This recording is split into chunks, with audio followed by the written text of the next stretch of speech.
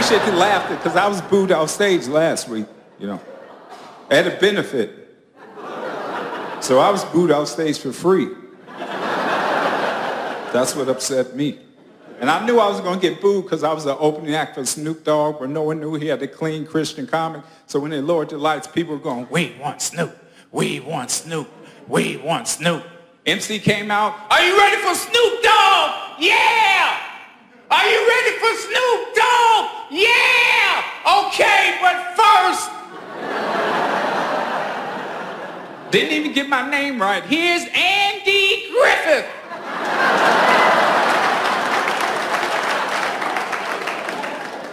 Your brother's going, "Boo!" From Mayberry? Boo! He looked different on TV. How many of y'all broke in here? By round of applause, how many broke people? Good, so y'all can relate to this shit right here. Because I'm telling you, I've been broke for so long, man, I forgot what it's like to tell people to keep your change. I'm serious. You go to the store and you buy something that costs 99 cents, you give them $1 and you wait for that change. Because that money add up, don't it? That money will add up.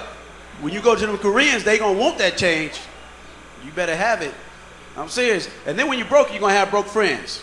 How many of y'all got broke friends? By a round of applause. Well, that's good for you. Good for you. But see, when you got broke friends, they gonna keep you broke.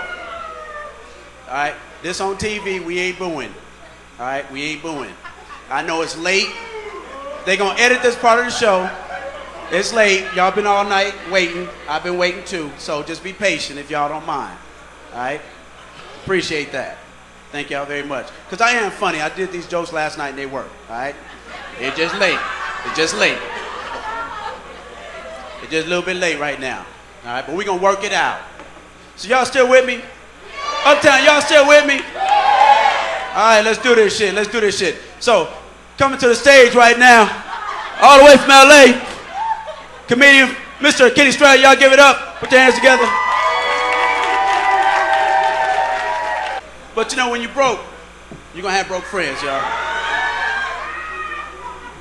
So y'all ain't right. Y'all ain't right.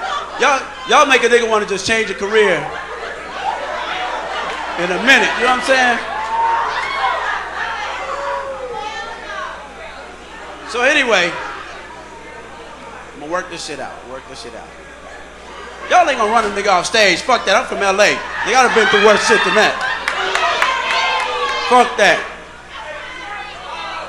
We gonna roll this. You know what? I tell you what. We gonna come back on the next tape, and y'all have a good night.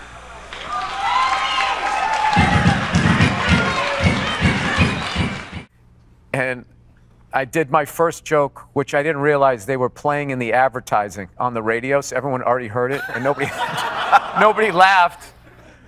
And I was like, literally, I was like already neck deep, and it was so long ago. And then I just remember I went to another joke, and I just bailed halfway through, and was like, "You guys aren't gonna laugh at that?" And then they booed, and maybe we should roll the tape. I don't want to see this. I think you guys want to see it. Bunch of fucking losers. Fucking Rocky is your hero. The whole pride of your city's built around a fucking guy who doesn't even exist. The fucking Joe Frazier is from there, but he's black, so you can't fucking deal with him. 11 minutes left. 11 minutes. I hope somebody takes a fucking beer stein and just slaps you on the back of your zit-infested fucking shoulders and your awful man-tit tank top. 7 minutes left. 7 motherfucking minutes left. And I'm doing all fucking 7. Fucking standing backstage for 3 hours to get booed by this GED fucking stupid ass piece of shit fucking crowd. 6 minutes left, and I will be selling my CD after this shit, you motherfucker. 1 minute left in the period. Alright, listen. This doesn't change anything, this set. I still fucking hate you people. You guys all gonna go see Rocky 19? Oh, good, I think you can win. Alright, listen, I'm out of time. You guys were here, man. Thank you very much.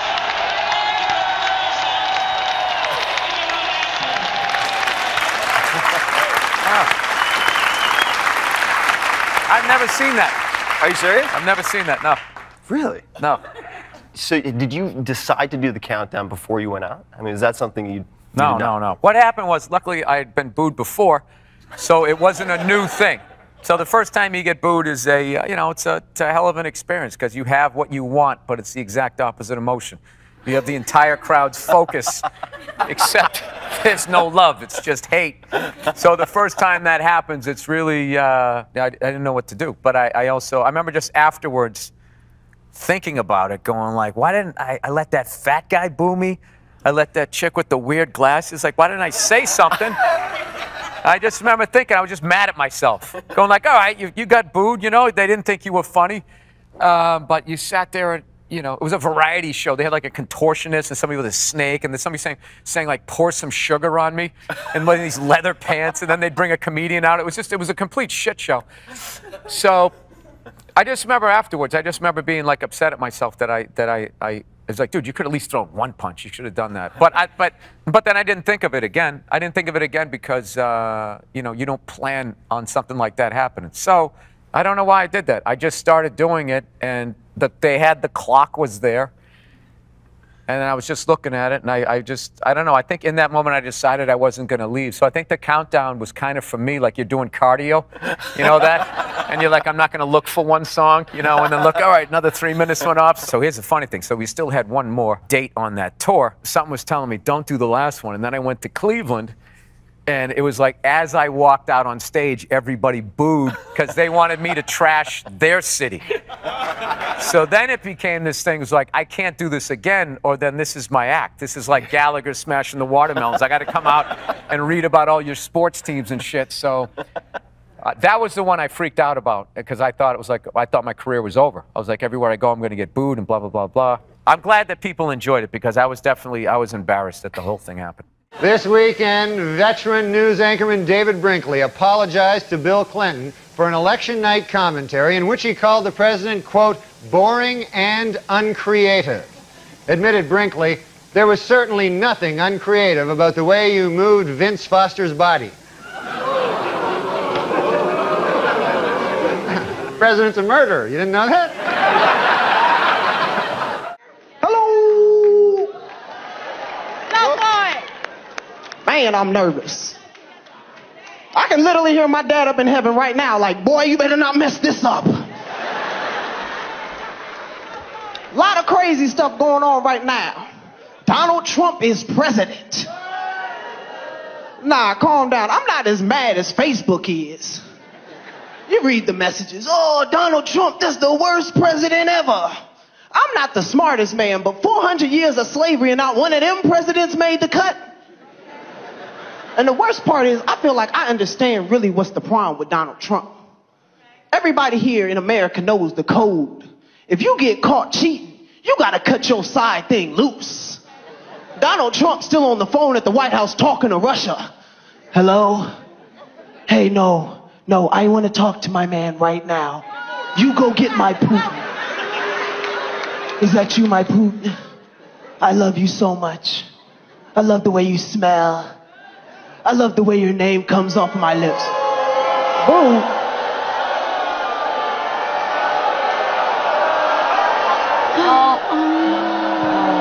Have some respect.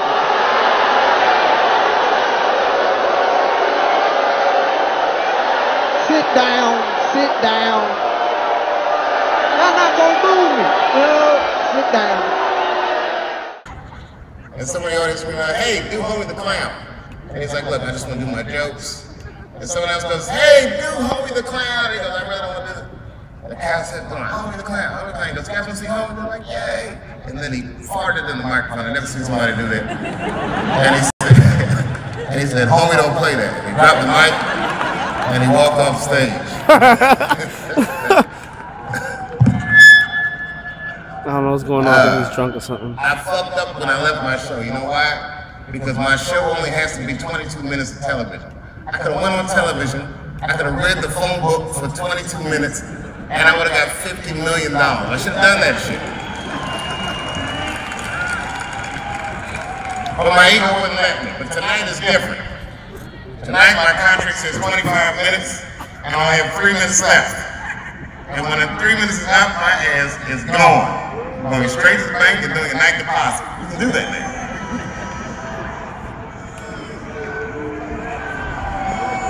You're bullying yourself.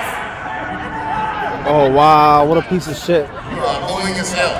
What a piece of shit. Go home and look in the mirror and say, boo. What a piece of shit. And remember, this is how I feel about you. Piece of fucking shit. Fuck you. I'm the one that has to get the review in the paper tomorrow. I'm from Chicago, born and raised. Yes, sir. Yes, sir. If there's one thing I've learned being from Chicago is that when you from Chicago, you can't go nowhere else and get cold. Now, people act like something wrong with you if you catch a chill, because we supposed to be invincible to the cold. Niggas see me outside and say stupid shit to me like, hey man, it's 30 degrees out here. I bet this feel like summer to you, don't it? No, nigga, it feel like cold just like it do to you, stupid. The fuck are you talking about? People always say dumb shit. Like the other day I was outside the comedy club, I'm hanging with some niggas. I'm like, man, it's a little chilly out here. I'm gonna run to the car and get my coat. I'm cold. Nigga gonna look at me and say, you cold? Nigga, ain't you from Chicago? You should be used to the cold. Really? I say, nigga, that's the stupidest shit I've ever heard in my life. I don't give a fuck where you from. You don't get used to the cold. That's like being out with a nigga that been shot 5 times. And somebody starts shooting in the club and he take off running and you catch him in the hallway like, nigga, for real, you scared?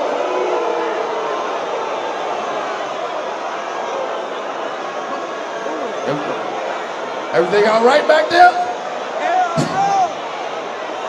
Let me tell you about a story so true. We're showing me style and it's all so cool. It's about a garment torn and frayed, getting its threads, the story conveyed. Walking down the streets with holes in my teeth. Each ripped and tear part of me you see. It ain't about the brand or the label it holds. It's about the journey, the stories it unfolds. In these ragged clothes I find my voice, a testament to resilience. My choice from the streets to the stage. I rock my style in my tattered shirt. I walk that mile.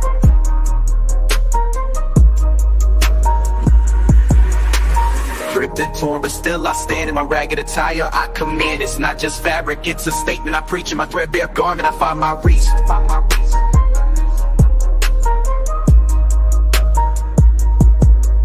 From the barrio to the bar, I make my mark. In my worn out jeans, I leave a spark. They may call it rags, but I call it art. In every stitch and tear, I play my part. It's the struggle of the streets, the hustle so real. In my tattered jacket, I seal the deal. A symbol of defiance against the status quo. My passion, pants, I let it show. It's not about the riches or the wealth I lack. In my faded hoodie, I stay on track. It's the heart of the hustle, the grind each day. In my worn out kicks, I find my way. Ripped and torn, but still I stand.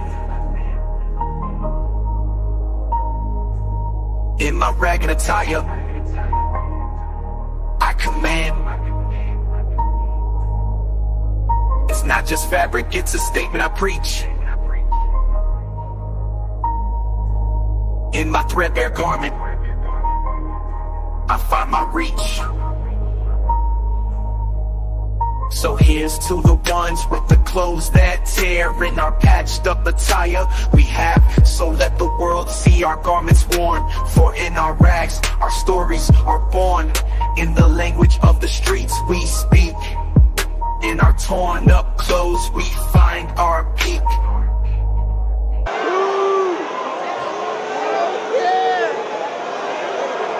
Oh shit. Oh, that's for me. Y'all don't like something I'm saying? Hell no. Okay, well what the fuck y'all want to talk about? Tell me.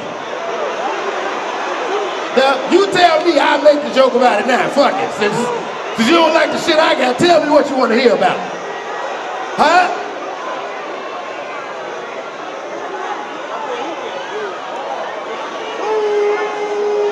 Give me, say what?